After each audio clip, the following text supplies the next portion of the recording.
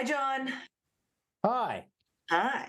I'm really excited about having this conversation with you, and I'm very keen to get into it, mainly because of your uh, academic side brain background understanding of things, and potentially the science part of this conversation. But more importantly, you're another person that has a perspective on AI, and that is important for us to understand. So let's start with, what are your hopes and dreams for AI?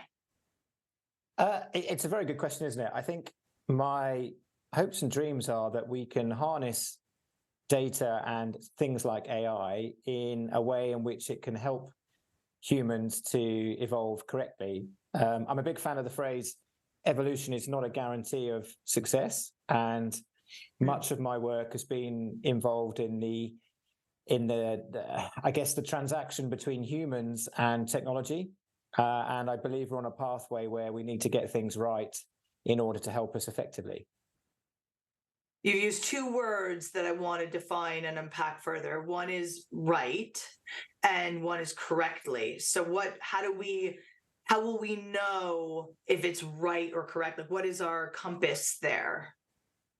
Yeah, again, a good question. I think it's so where I come from is that technology itself has come into our lives, looking at how humans socially interact, and then by extension, how they learn, how they function together, all those different aspects that sort of present to human behavior. I think we're in a place now where technology, our phones, the way that we work, perhaps then the way that we learn, technology is a fundamental part of our lives. And there is a question in my mind in terms of using technology in the right way, that it doesn't negatively influence human health as well as human behaviors. So, when I talk about phones, for instance, we know we're becoming addicted to them. We get a little bit of a shot of dopamine every time we get a like on Facebook. And then by extension, I look at my young children, for instance, who are all digital natives now at a very, very early age. They can navigate their way around an iPad, with ease. They know my password better than I do. And you see the reliance on the technology and the impact that it has. And my background is human science, and so the mental and physical aspects of how we perform and factors into things like well-being.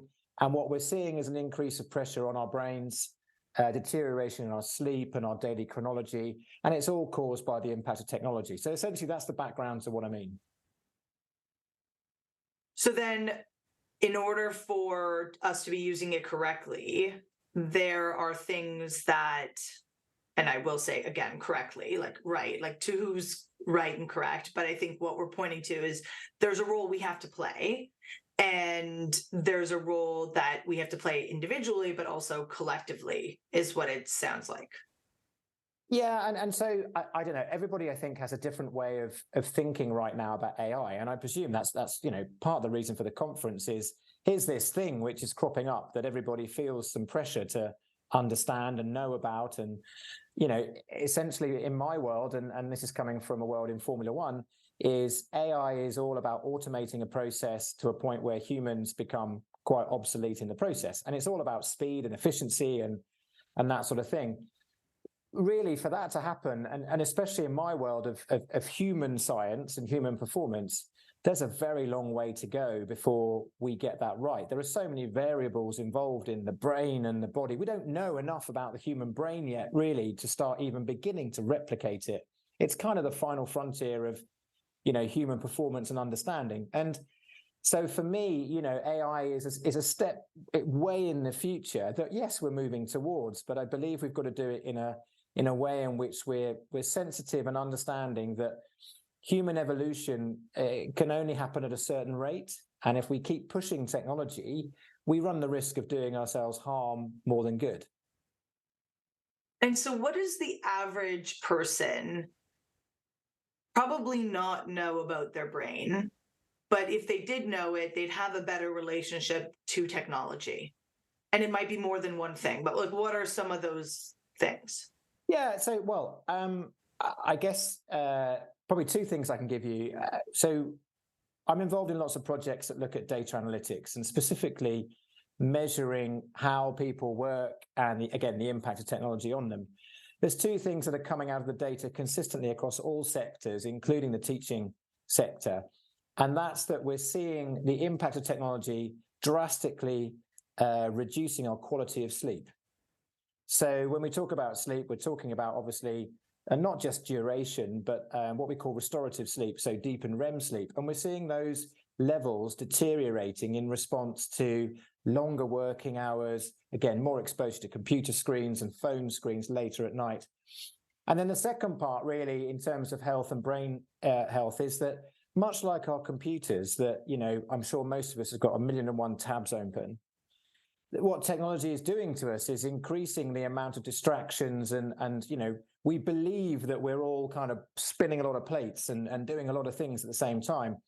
The reality of doing that and the way in which we switch between doing tasks has a huge drain on both our physical and mental resources. So if you imagine your brain as a light bulb, yes, it's capable of burning at 30 watts. But what it would prefer to do is to burn at roughly about 10 watts all the time. It wants to be quite efficient. Now, with running all these tabs and things like social media in particular, which makes our brain jump around all over the place, we're keeping those tabs open, and our brains are burning at a higher intensity in terms of their functionality. So it's those two things that we're seeing as trends in the data right now, which is all being caused by the technology that surrounds us at the moment. Now, by extension, we're moving, we want to try and harness technology moving forwards to try and increase the things that we do. But, I think there's some significant health factors that we need to understand as we're on that journey. So then what can we do in this time, like, to prepare for amplifying our humanity, for being more human, for coming back to ourselves? Like, even just as you were talking, I was like, yeah, I know I'm on some form of tech, whether it's even just a television, too late or too close to bedtime, right? Like, I think that is a common practice for many, but I know it for myself. So that's like a really simple thing. That's not going to amplify my humanity, though who knows, maybe it will. But yeah, what can we do? Well, yeah, and I think, much as these days, stress, as an example, has become a huge buzzword, and everybody's concerned about it, rightly, of course. Again, though, it's all about self-awareness. So, as humans, we're designed to be able to take stress. As I said about our brain being a light bulb, essentially, it is designed to burn at 30 watts, just not all the time. So it's, first of all, it's becoming sort of aware of these factors and actually aware of situations when you are exposed to those sorts of things, and then being in a place to have, perhaps the toolkit available to be able to understand how to get the right rest and recovery, for instance. An example would be, everyone thinks that sleep, that's our time to rest and recover. But actually, if you take the way that the natural human body works through chronology, it actually likes to take some small breaks during the day. So it's thinking about our daily behaviors. And again, then by extension, this is where I think, thinking about what we want AI to do for us is really important, because if we use it in the right way and consider the impact that technology is having on humans, then I think it can be a real force for good. And again, that then think about the learning environment as well. There's a big rush. I mean, I went round my son's school not so long ago, and they're moving away from the whiteboard to a screen on the wall, and the teacher has a Chromebook in their hand and that sort of thing. And they're even standing at the back of the class. Now, all of this is based on, perhaps some of the latest research and design, designed to make things more efficient and more interactive in the classroom. But again, it's just having that instance of thinking around, well, okay, but what do the humans actually want and need, and how do they do things effectively? And I think as long as we're balancing those two things together in the right way, then I think we've got a good chance of getting it right. Yeah, I love this word, getting it right. That is the theme of this conversation, and I think that it's something to strive for. And it sounds like getting it right means good for humanity, good for us, right? Like, we're not the ones that are, getting the brunt of it. So when we think about that, what you just said a moment ago, what came up for me was asking, what is the goal? Yeah. Right. So in the classroom, productivity, efficiency, effective, like, that's what chat were like this.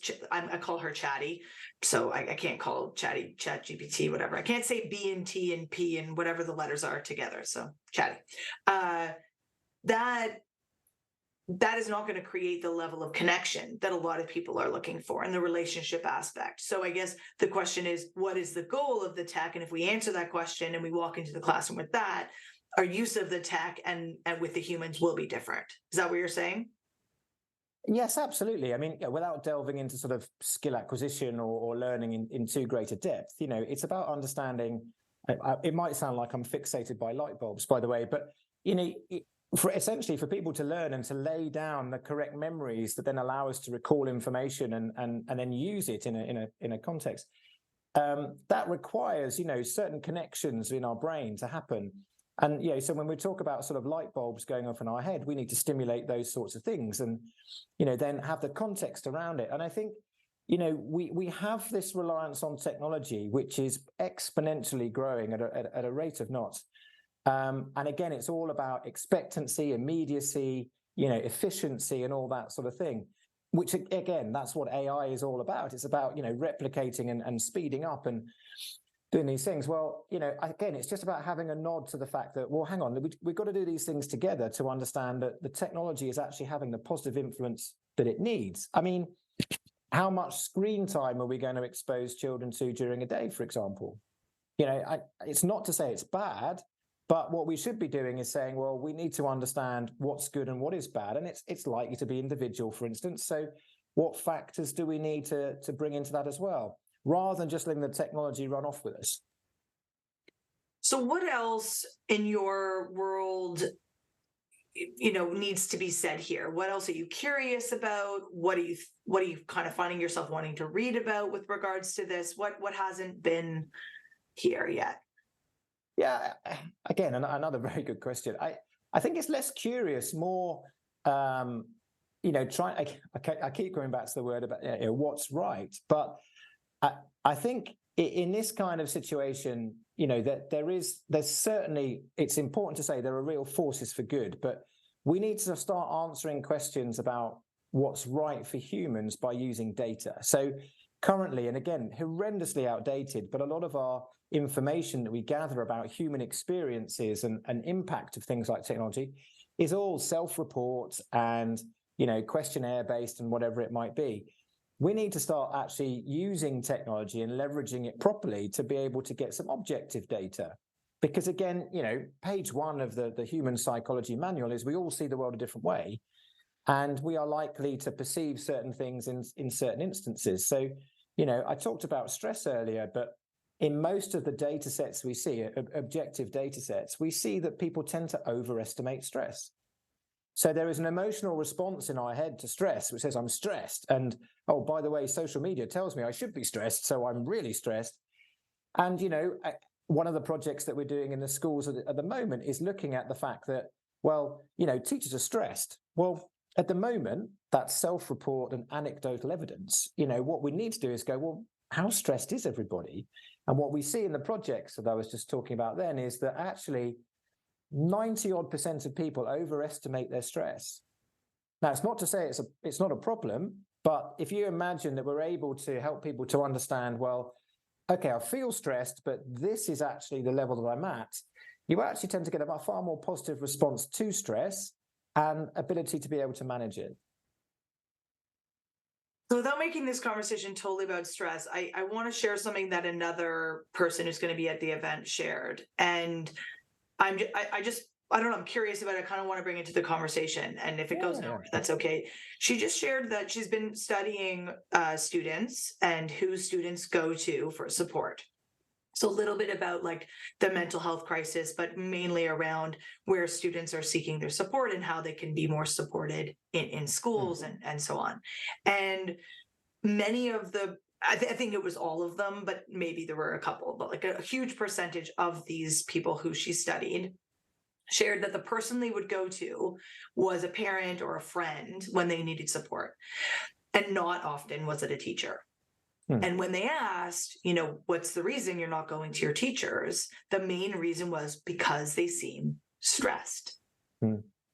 So coming back to what you shared, what I'm curious about is if we had that data and we could be transparent with that data, what else would be possible? Like, a student probably sees their teacher as being stressed when they're not, and then isn't going to them when they need them. So yeah, I guess I'm just curious what avenues that opens up. No, look, you're absolutely right. Again, it comes back to quantifying the problem or the situation. First of all, let's stop dealing with anecdotal evidence. Let's understand exactly where we're at. So, is that teacher stressed or not? But then, you can then start to get into areas where you start to understand individual traits and preferences. And again, we've used, psychometrics for a long time to try and understand people. But what we know now far more in terms of understanding how brains work is the field of cognition. And essentially how our brains process information. We all have strengths and weaknesses in terms of memory. I mean, mine's shocking. Memory recall, but also in terms of learning, laying down the right sort of pathways again for us to take on board information. So we really can start to use technology and potentially AI in the right way to try and really open up these areas that you speak of. So in those kinds of scenarios, we can far better prepare teachers for, the sorts of, first of all, dealing with stress, number one, so they don't give off that message of stress. And, we need to be aware as well that whilst we have all this technology, we as humans are still predominantly quite primal in terms of how we function. And we do give off chemical signals and, facial and body signals that people will be reading as well. So we can start to understand those things far more as well. And I think probably what we've seen particularly, and this is relevant to the teaching profession as well, but professions such as, prison guards or police officers or whatever it might be, what we can start to do now is far better prepare in the development and training phases of teachers for those particular scenarios, so that when they're put into that situation, they themselves get positive experiences, but they're far better equipped for that learning environment as well. And again, so technology can really help us there. Thank you so much for having this conversation with me and for sharing the brain side. I think it's something we're all wanting to understand the layers of this, and I think you talked about awareness, and there's a way of looking at awareness which is less, brainy. And yeah, I just want to say thank you so much for having this conversation, and we can't wait to see you at the conference. Brilliant. No, thanks for your time. It's been really good fun. Great.